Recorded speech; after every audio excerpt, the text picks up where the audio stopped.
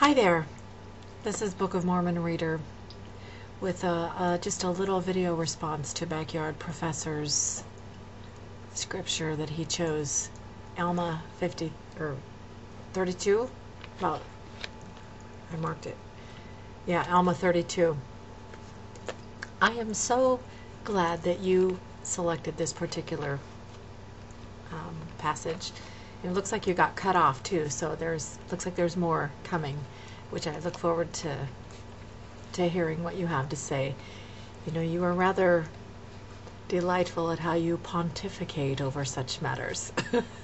But this one has kind of a special little meaning in my heart, and when I saw that you had picked it and I saw what it was about faith and being likened unto a seed, a little tiny seed, and just to give an experiment upon the words, I had a little something plucked in my heart, a remembrance that we were sitting in church at the time that my nephew was getting ready to leave to go on his mission.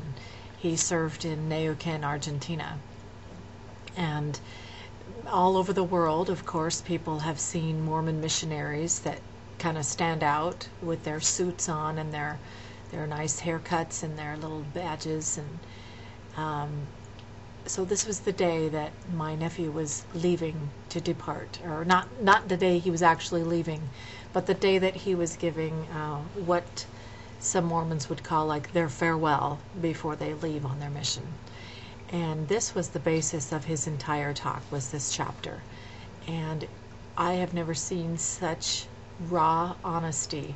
You know, people think that missionaries know everything, or, you know, if they really know, they're just 19-year-old boys, they really probably know nothing, but they have faith. And this was what he said.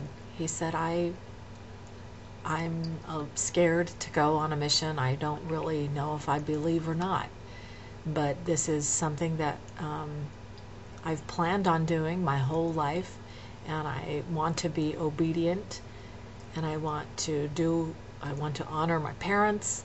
And I mean, can you imagine being his parents, my sister and her husband, and watching your son about to go on a mission that maybe never to ever return again, and watching him struggle with whether or not he has, you know, full belief.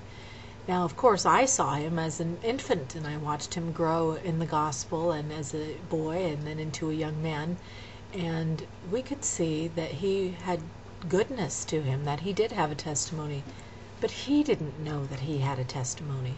And so he had exactly what this is. He said, I have these seeds of faith inside of me, and I'm going to experiment on it.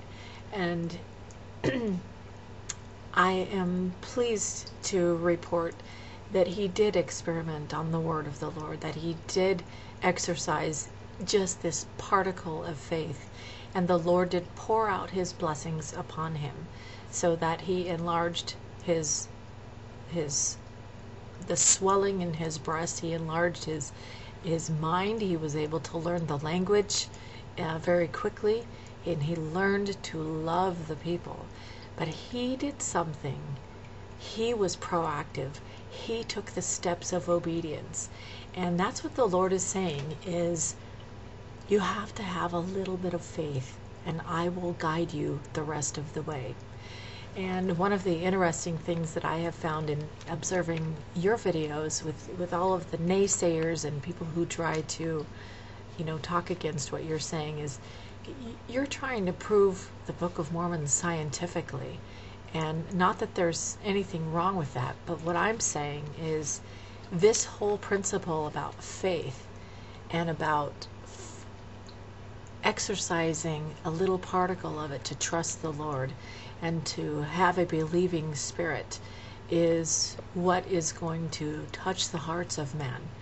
It's our hearts that cause us to change. I mean, you could go head to head with other Bible scholars, with other Book of Mormon scholars who are anti-Mormon, and that's not what's going to change people. What's going to change people is the faith. And that's one of the reasons that I've been, you know, trying to keep silent my own opinions, because I know that the word of the Lord The word of the Lord in the Book of Mormon is enough. The scriptures as we're given them are enough. And I used to go on to so much other things about reading and reading and reading and reading other things, and I was getting away from the source. And that's one of the reasons why I wanted to commit to do this project again. Go straight to the source, the word of the Lord. And I'm so thankful that you selected this particular passage, Backyard Professor. It means a lot to me that you did, and so I hope that sharing that little memory meant a lot to other viewers, and I thank you.